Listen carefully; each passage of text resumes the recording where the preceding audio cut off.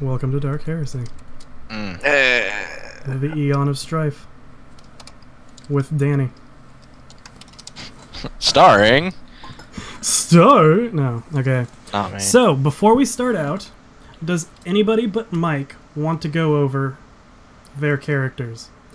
Basically, before we do anything, before I get into it, you guys have been on a ship for about a month, traveling from Scintilla to Valanthia, and during this month you probably had time to talk to each other. It's not like a massive ship, but there's, probably like 60 or 70 passengers and 10 or 20 crew.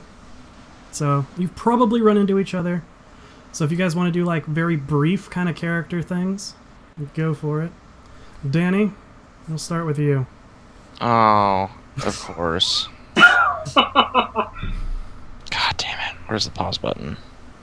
There it is. Mostly because I hate you. We will start with you. And because mine I need to has... screen region myself better because mine keeps cropping out a shot. And because my character story is the worst written out of everybody's. Probably that. Alright, let me close my door. Jesus. Oh, it's yours is written, man. So Devin, you want to go first? I think he just called dibs, right? Fuck me. Oh, wait, nope, Danny's back. Oh. Shut up. No, we were gonna torture Devin. We were going to torture Devin, but Danny showed up and I like torturing him more. Yeah, well, the way this is written, that's going to be torture enough for everybody. It is. Richard's seen it. Kind of wondering if I should have done something different now. Alright, I'm not going to read the whole thing. I'm going to give you guys a synopsis. That's what I'm asking for. Okay, so basically, my name is Flynn Garrison. I'm from a political family on a pleasure world. I was born to, I already said that, political parents, and they were basically always interested in battles and stuff like that. They were not really around for me, so I kind of developed in this out of sight place. So He was neglected. Yeah, I was a neglected child. But since they watched picked feeds of battles and past wars, I would always see, that kind of stuff growing up. So eventually I got to the point where I longed to be in that kind of stuff since my parents gave me no attention. And so that's when I decided to become an Imperial Guardsman. I got really attached to it after leaving, and basically I have no thoughts of home anymore. I was, throughout my career in the Army, I was taught, or I learned and was slightly taught explosive training and how to pilot some craft, just because I was a part of the team that would just go in, blow things up, and get out really fast. Let's see. Eventually, on my 5th deployment, so I've been a part of this for a pretty long time, I was out on Protasia trying to help turn the planet back over to the Imperium because they had declared their independence.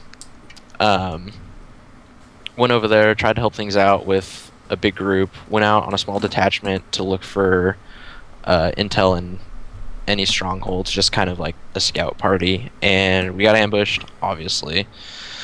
Out of 6 of us, 3 of us made it back, and when we got back to where the entire group of just troops was, there was no one there. They were completely wiped out, and so we were left to ourselves and with no help at all. So that being said, me and the 3 of us just kind of ditched and went to, where did I put it? You went to the Hive world. The planet of Vaxenide, which is a hide world. One of the guys that I was with had family on there, and turns out that family was actually a gang and dealt with weapons smuggling, and so they really took a liking to me because of my knowledge of explosives. So I am off to Valanthia to try and secure more contacts for that family. Awesome. That was a synopsis? Yeah, Yes. that was a long synopsis. My backstory's pretty long. Yeah. Zach, do you want to tell us about Mercury? I'm going to feel really, really inadequate after that because my synopsis is, you guys don't get to know shit about me. Good. I grew up on the hive world of Scintilla. That's all I'm telling you. All right. I steal things. Okay. Slate? I don't trust you enough to tell you more. Do you care if I read the whole thing? I don't well, care. since we're starting so late, you can either read the whole thing if you want, or just give us a condensed version and we can do it later. Well, I mean, there's not really much I can condense without... Well, I guess none of it's really that much important. Fuck it, I'll just read the whole thing. It's only 600 words anyway. Yeah. My only memory that I retain from my past self is rather tragic and frankly not that long ago. I was in a room strapped and bound to a table. Hushed whispers surround me by people in robes. I could feel the familiar embrace of the immaterium as my neck hair started to dance and distort. I could see myself in the reflection of a light above me, and as their whispers turned into chanting, the weight of the immaterium grew ever so heavy in the room. I could not see their faces, only my own as I struggled to make sense of what was going to happen. A figure came forward, smeared some foul-smelling substance on my brow, and the chanting became a cacophony of screams, as the presence of the warp seemed to condense near my body. The figure murmured something in a tongue I am not familiar with and touched my brow again. I shifted my eyes towards my reflection, and suddenly my mind felt as if someone was physically touching it. I could not see myself... Rather, I could see myself writhing in agony as my mind became undone. My eyes started to lose definition, and I could feel myself forgetting all I knew as my essence was being emptied onto the floor. I lost consciousness, waking up in a white padded room. My mind was on fire, so many questions triggered all at once. I stood up to find myself in a constraining device that prevented the use of my arms. I could recall basic things I was observing, but I knew not of myself what I was doing here. It dawned on me that I recalled the experience of the room where I was also bound, but couldn't recall who I was. It was as if I never existed. Was this amnesia? What felt like days passed in that room, till I heard a noise at one of the walls. To my surprise, it opened, and two armed men came in. "Come with us," one said. The other, he said, "Move, blank slate." Blank slate? What did he mean by that? Was that my name? Was led to a room that was off in the corner of some knowledge repository. Before I went in the room, I recall seeing hardbound tomes scattered about on shelves, data slates everywhere, and even in piles. Several skulls whizzing about, and what looked to be a network of terminals. As we walked into the room, we came into the presence of a very ornately dressed man. He gave a signal to one of the guards, who proceeded to hit the back of my leg with the butt of his rifle, and I fell to my knees. The man stood up and came before me. "The God Emperor saw it fit to keep you alive, you sniveling degenerate. For a mind like yours is a rare and precious commodity. You shall serve me as a shadow operative. Your instructions will be clear. But you must accomplish your goals without my assistance should you desire your freedom. This first task is simple, and is more of a test of your skills and ability to survive more than anything else. I need eyes on the planet..." How are we pronouncing this?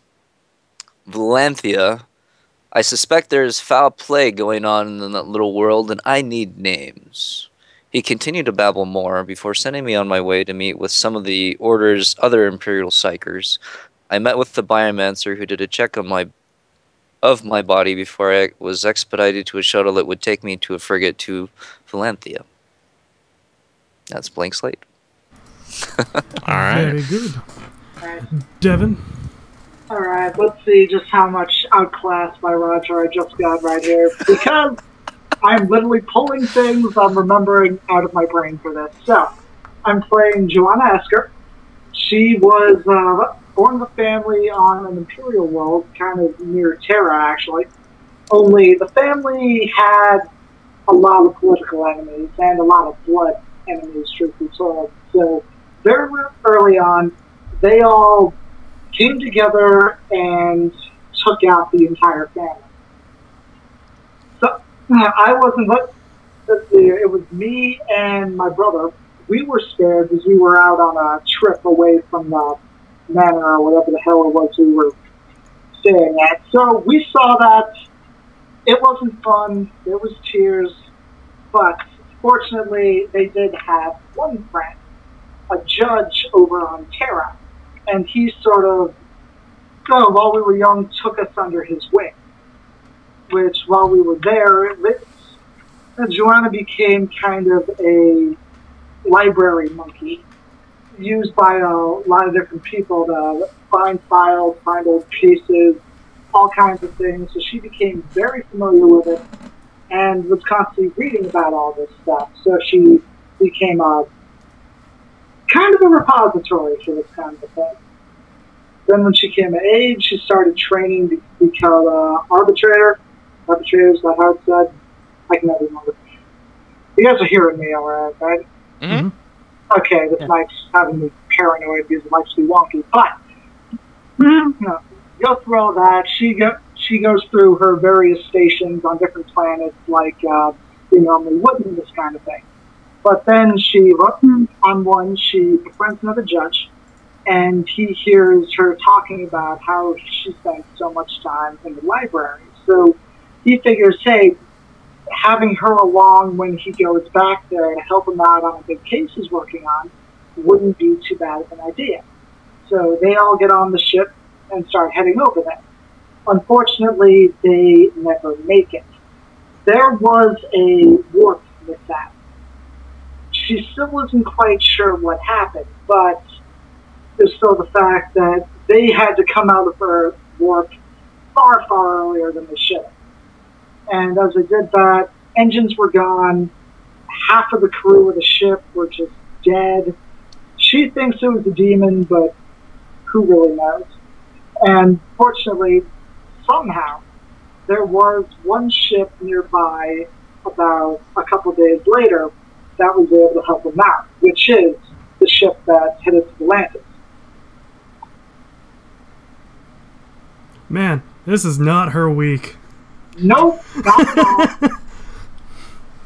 She gets off of a ship that just gets fucked in warp and gets on another ship destined to get fucked in warp. Her life is great right now. I sense a pattern. So Mike, is there anything that you want to say about your character? All right. Floor is yours. My character is a cleric named Salamander. So Salamander is part of a cult, and this cult is called the Cult of Heavenly Bodies. They believe that all sentient life in the universe is a mistake, and the universe was perfect when there was just big masses of energy floating around, kind of just like right after the Big Bang. So they hate all sentient life, but they won't directly admit that, because as a cult, they want as many members of sentient life in their cult as possible. So once they get people in their cult, they do a Jim Jones kind of thing, where they take people in their spaceship, and they take them up to the stars and say, hey, we're going to blast you into those stars, and once we do, you will be one with the universe, and you will be free, and you will be happy, and everything will be okay. So my parents did that with a couple members of their cult. They took the ship, ejected the space pods into the sun, and they're the last ones on the ship with me, and they said, okay, son, we're going to have to leave you now. We're going up to heaven with the heavenly bodies. And they ejected themselves into the sun. I'm left steering this ship.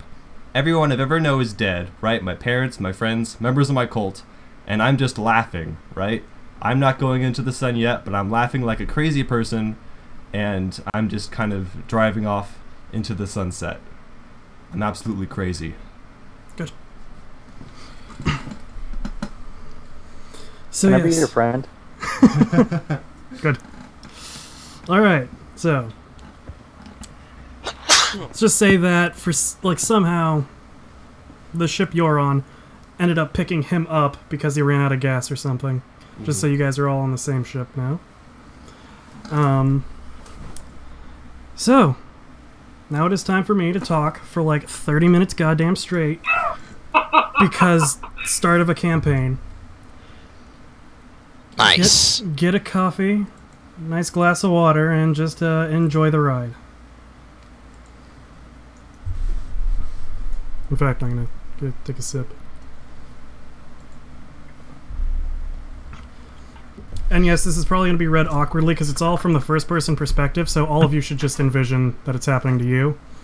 Cool. Though it's just a general feeling of what happened on the ship. It was supposed to be a quick voyage from Scintilla to Valanthia, on the edge of the Halo stars. It was supposed to take you, your fellow travelers, some merchants, artisans, craftsmen, tech priests, and a few unsavory adventuring types to your new life of prosperity. It was supposed to be safe. Emperor, it wasn't supposed to go like this. The journey started out well enough. You had all boarded the small frigate. Crap, I'm using the wrong version. Well, originally I put Tarsus, but that's a hive city on Scintilla. I'm glad we figured that out now and not later. Yes, yeah. I'm glad that I put the old version at the beginning of that. So just give me like 2 seconds and I'll get the right version up. But I can't read it on this anymore, which is a little sad. So I guess Mike can read with me. If you really want to. Alright. There we go. You boarded the small frigate Memoria on the capital world of Scintilla. Most passengers kept to themselves, stowing themselves, their goods, their family, and a bit of food in their small private bunks aboard the ship. It was a simple, month-long trip through warp space in relative luxury. The ship had its own fully stocked kitchen, 2 tech priests to watch the engine, a veteran navigator, and even a young astropath. But something went wrong. Horribly wrong. After a 2-day delay from warp turbulence, as the captain put it, an alarm blared through the shipboard comms, a quick warning from the shaky voice of the first officer that all passengers must stay in their rooms, and for all crew to report to the bridge, as Zach's camera went out. Oh, joy. It came back, it's fine. You and some of the passengers got up from your meal in the common room and started making your way back to the bunks when an ear-piercing shriek cried from the bridge. Then 4 quick snaps of las shots echoed through the halls, and a cry came out to get to the engine rooms. The hull had been breached. You all ran as fast as your legs could carry you. As you flung yourself into the engine room, just as the tech priest you flung yourselves into the engine rooms, just as the tech priest closed the door, locking some of the unfortunate, slow, elderly, weak travelers to their fates. Emperor, protect their souls. You heard the screams. You heard them cry out for hours. You heard the sickening, wet snap of bone and flesh against bulkhead, the scratching, clawing, the pleading, and then the silence. After a few days, the tech priests decided to open the doors. They tasked half of your fellow travelers with getting food while they would go to the bridge to enable the autopilot that would pull the ship out of warp and plot a sub-light course to Valanthia. It seemed like hours as you waited for them to return. Finally, there was a knock at the door. "Let me in," came the curt and sharp voice of one of the tech priests. A short woman, a wife of one of the traders, reached for the door. A young man, Jackson, you recalled, grabbed her arm and pulled her back from the bulkhead. Confused, she looked at him. He shook his head slowly at her. "Let me in." "Let me in!" On the last knock, the whole ship buckled and writhed. You flew into the air, knocked off your feet by the jerking ship, and slammed into the steel floor below. From then on, there were only the sounds of screaming, flesh ripping, and the gnashing of metal on metal to keep you company. For days, or weeks, or months, you regressed into your mind. The air was too loud, too full of shrieks and cries to communicate with any of the other people around you. Movement was a dangerous proposition, with the ship moving so violently and so randomly. One of your companions went to get food and broke his arm as the refrigeration unit's door was pushed through his elbow, nearly shearing it off. He died shortly after of blood loss, since none could reach him to help. Another died as he crawled to the back of the engine room to defecate. He was found dead, head down, in human filth there. His head jutted from his body at an unnatural angle. Your life hung by a sliver as the power slowly died, save for the small glow of the Gellerfield generator pulsing and protecting you. You slept mostly, even though it was difficult with the unholy cacophony of noise ever present, biting at your sanity. Eventually, though, you would sleep, short naps with constant nightmares. You awoke in a panic. It had stopped. With a tumultuous and deep groan, the small trading ship which you had called your home and prison for the last 3 months ceased its endless rattling.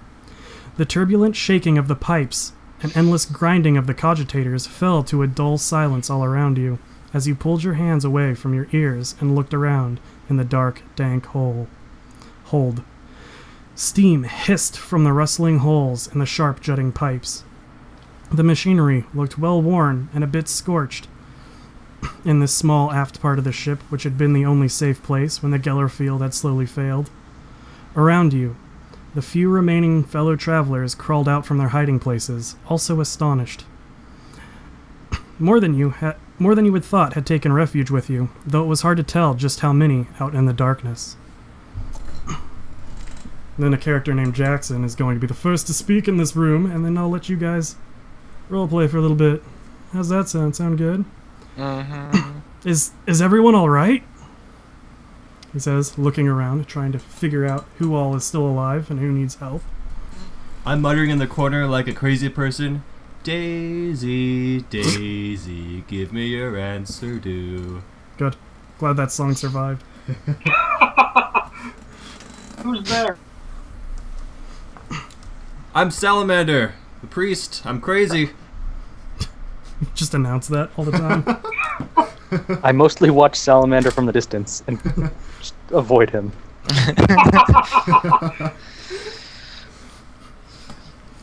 I'm crazy. So we shoot that guy first, right? No, you use him as bait, then you shoot him. Salamander, you're alive? And who else was that? Jackson says, into the darkness. It's Esker. Esker, will you help me see if any of the other passengers are alright? Does anyone need any help? You hear mutterings from all around the room, but no one's calling out for any help. How well lit is everything right now? What? How well lit is everything right It's now? very, very dim. It's only illuminated by like the pulse of a Gellerfield, so it'd be like having like an iPod flipping on and off in like a dark room. Oh, yay. And yeah, that's something I forgot to buy. Oh well. Good. Alright, look. What, an iPod? Also, yes, but no. A torch or a flashlight would have been a good idea, but let's ask him, do you have an extra light? My torch died a long time ago. I don't have any light, no. Richard, my photo contacts give me Yeah. night vision, Yeah, right? same so with me. So can I roll like a perception check to see roughly how many people there are in the room who Yeah. look like they're still alive? Mhm. Oh, let's see me fail this roll. If you and Flint both want to be looking, since you both have photo contacts, you get a +10 to one of you. This is a dangerous game. Also, remember in Roll20 to switch it to your player name. Yeah. Anyway, Zach, Oh. you roll How do I switch it perception to my because I player think name? yours is higher. At the At bottom, the where it bottom, says send has. as. There's a drop menu, and you just switch to your Mine doesn't character drop to name. anything. Oh, there it is. Good. Okay. So Zach, you roll perception because yours is higher. Okay. So, basic perception test +10. Aw, Zach. You look around the room and notice that there are probably about maybe 12 or 13 people. You can't tell how many of those people are moving because your photo contacts, having been, despite being really well adjusted to the darkness, are very washed out. So you can't tell if anyone's really moving or anything. But you can definitely tell there are probably about a dozen bodies in there. Corpses or just You can't tell. Bodies. There are just figures in there. can I get a general direction that I can point Jackson in? Jackson is towards the door from you. Oh, well, I meant, like, can I give him a general direction that I can point him in and say, there appear to be some people over that away? They're just scattered all around the room. Oh, scattered around the room. You could room. literally just be like, walk to your left, and he'd hit a person. Alright. I count a little over 10 people in the room. There should be one just a bit to your left. Oh, thank you, sir. And he walks About over. 5 paces. He walks over to where you're dictating and pulls a young person to his feet. As he's doing this, suddenly lights snap on and the sublight engines roar to life in a terrifying and deafening roar. Everybody take a -10 toughness test. Or you can choose to flee the room. Alright. Do we have any limitations for fleeing the room? What? Like, well, if we flee the room, what kind of test is that? Nothing, you just leave. It's just because it's so loud and you're not quite used to that. It pushes you're you saying out if of the we room. fail, that's what If happens. you fail, you're immediately expelled from the room. Otherwise, you can opt to leave or try and stay in the room because you don't know what's out the fucking door. And you said -10? Yep. I'm gonna fail so horribly. You can How do you roll this thing? Oh, okay. Click on your... Go to... I believe I rolled Wow. Right. Devin, Holy shit, yes. and click on the way that you do it, on the very top right of the corner of the screen, you have this thing called Journal. You find your character among the characters there. Widen that up. It'll- You should just be able to click on toughness. It says toughness. Yeah. Hey, Richard. It'll- Yo. Look what I rolled. God, you're the best at this game. Right. 99. Oh, Oh, dear. yeah. And then Devin, you should have a screen that pops up that has all of your character information if you've populated that, and then just back over to here. click toughness, and then -10 is the modifier. Alright. So just keep your character sheet open. Ah, and there we look go. over here. That's And then fine. keep this on the chat thing so you can see what you rolled. There you go. I did not think that would happen. Alright, so Yeah. everyone except for... is it Joanna or Johanna? Joanna. Joanna?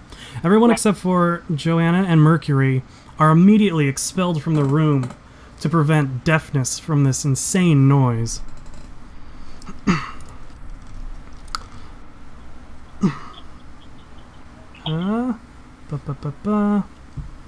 Good. You are immediately expelled out into the hallway. Hallway with 2 directions. One you remember leading to the personal bunk rooms and kitchen, the other way towards the bridge. As you leave, you are immediately hit by the scent and horrifying sight of what you see. Blood, gore, and viscera pool here and there. Bodies brutalized beyond recognition are strewn about haphazardly. If it weren't for the fact that no animals were on the ship you were on, you'd swear that most weren't even human anymore. You hear a woman scream as her mind finally registers the brutality of what she's witnessing. One of the tech priests is lying opposite the engine room door. His chest exploded out, and his face is forever molded into a horrified scream. I'm getting all kinds of good vibes right now. What did Joanna and I see in the room? In the room, nothing. You guys are just basically toughing it out and waiting for everyone else to get out and seeing if they just die. Okay. Like nothing changes in there. It's now brighter. You can see throughout the whole room. Okay. You notice that there are like 4 bodies that are just not moving. I go inspect the bodies. You don't find anything on them. Maybe like 2 gelt. Bastards. Some stained and soiled undergarments. And that's about it. Okay. I'm going to make sure everyone gets out, okay? Alright. So yeah, everyone is now out of the room. Some incredibly horrified by what they see and very cautiously looking around. A few of the older women are trying to get back into the room, but the deafening noise is keeping them from entering. Yeah, I'm pulling out my shotgun just for safety. That Okay. seems like a good idea right now.